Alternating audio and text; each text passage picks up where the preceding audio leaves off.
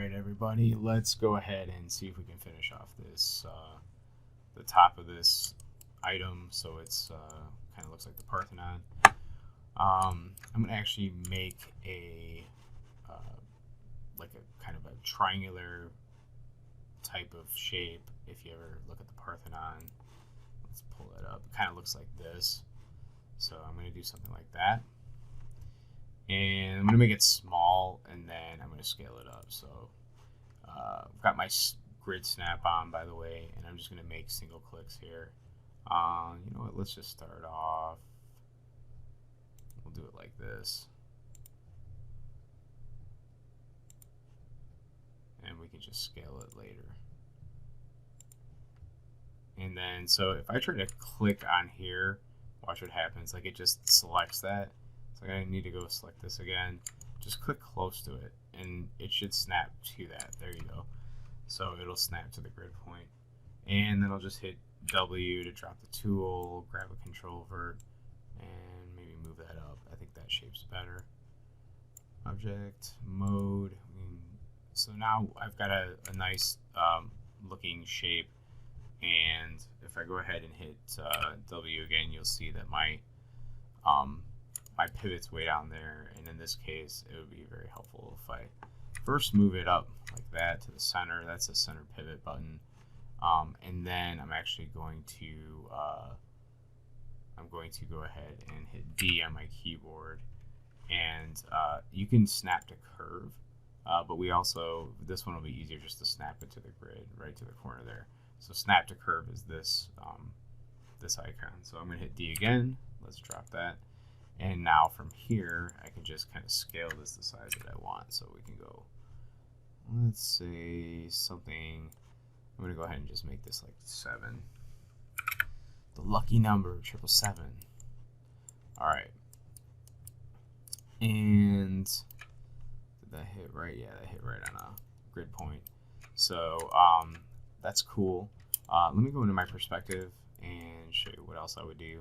So I can go Control D to duplicate this item, move it out a little bit, hold Shift, select this, and then let's go into our curves. I'm going to double click on my loft, hold Control and double click. It'll bring up my loft options, the alternate way to get your loft options up. And then for this, I really think 2 by 2. Let's see what that does. We don't really need that. Let's just do 1 by 1. 1 by 1. Apply. Okay, so obviously this thing's turning black. That's on the outside because the direction that I drew the curve in was the, well, I wouldn't say wrong, but just not the way I wanted. So I'm going to go ahead and do reverse direction. Let's try it again. Oh, it's a polygon, sorry. So we got to do mesh display and just go reverse. There we go. Okay, so let's grab this. Now I'm going to do something here, and I'm going to go into component mode and make sure that this object is has welded verts. So I'm going to right click and hold. Looks like I'm over the curve. Let's take these curves and I'm going to say, oh boy, it's off screen so you can't see it. Let me move this up. I'm going to right click on it and say add selected objects. Oh, I guess it wasn't off. My mistake. Okay, so let's go like there. Okay, so now can't see those. All right, great. So now let me do that again. Right click and go to edges. Okay, so this is why I'm showing you this, because if I right click and hold and drag up to edges, double click, you can see it's somehow connecting these both, and that's because the curve wasn't actually a closed curve. It was still open, so when I did the loft, there's actually an open edge here. And we don't want that because we're going to cap this thing, and when we cap it, we can't cap it. So if I was to try to cap this now, I would go to mesh, fill hole, and it wouldn't work right because of the fact that it's got an open edge. So the way we solve that is we hold right click, drag to verts, and we can just grab these 2 vertices. You just want these 2, and we go edit mesh and just do a merge. And this threshold should be fine because they're sitting right on top of each other. So if your threshold is too high, you can actually collapse them into each other. Like if it was, well, apparently 10's not even high enough. 40. So if I did something like really like insane, then it would not work. But now if I select this, you can see there's just one vert there, and there's only one vert there. So if I go back to the edges, you can see now it's not grabbing the whole thing. So I can actually double click, grab one full edge, open edge, and then shift double click the next one, and then just go fill hole. And now you can see that works perfectly. So from here, assuming that our pivot was in the right spot, which it's not, let's go ahead and move that back. Let's do it in the front view where we were, because I know it's right on the grid. So hit D, and we can just start moving this up here. That. Okay, so you can see it hit D again. So from here, just like in your blockout assignment, it's really easy to extend that out, and you can extend it bigger or make it bigger if you want, or whatever. But that just made my life a lot easier.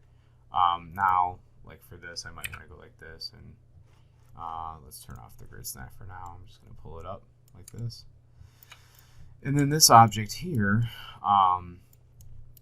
if I was to move it, let's say to here, let's see, we got negative 88, roughly 88 units.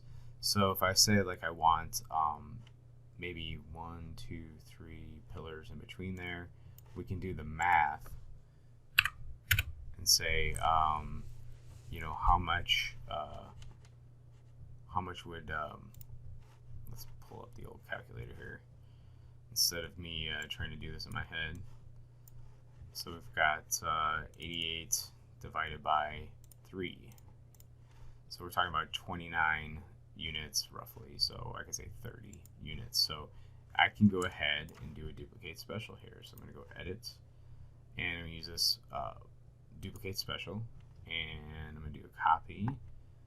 You could do an instance, but I'm going to stay away from those. Sometimes they get weird. I'm going to do 3 copies, and I want it to translate in the negative space. So negative, it's actually Z, sorry, negative Z, and I want it to be 30 units, and then hit apply. And you can see like that, now we've got some nice laid out pillars. And let me just scale this a little bit bigger so it goes past the edge. And then the rest, like the base, I can block out with just cubes and stuff like that. But here's one thing I want to just dial home again. I was talking about Polycount earlier in one of the other videos. Right now, just between these, we've got, let's see, 10,000 faces, 20,000. This is 20,000 triangles. That's not that bad, but of course, when we duplicate this to the other side, now it's 40, you know. And then when we add everything else in, and maybe some other pillars in front or whatever, so just be cognizant of that, because this number can get really high really fast, and we probably want to stay underneath 200,000. Let's just say that rough number for now. Stay underneath 200,000 triangles for going into Sketchfab. You could probably push it a little bit further, but for now, let's just not do that. This assignment particularly, people sometimes go really crazy, and they end up having like millions of polygons, and then they ask me, why does it not work? Oh, one other thing, you can see how these edges look soft in here. What we can do with that is go to mesh display and just go harden edge, and so now it looks nice and sharp. So there you go. All right, so I think with those directions you could probably figure out how to do the rest of the project. Some people do like rotundas, some people, there's all kinds of different directions you can go with this. Don't forget what you learned in the previous weeks, so you always want to make sure you keep adding. Every technique gets to get added in. You don't actually like forget about any techniques ever. So you got the blockout techniques that you know, and then now you know some curve techniques, and there's, you know, there's all kinds of other stuff you could do. You know, I showed in that one video how to do the loft with the same piece that made the revolve on the base here, and that could be cool trim or something that you put around an object like this. So get creative with how you're using your stuff, because that's going to make your work shine. All right, thanks for watching and happy modeling.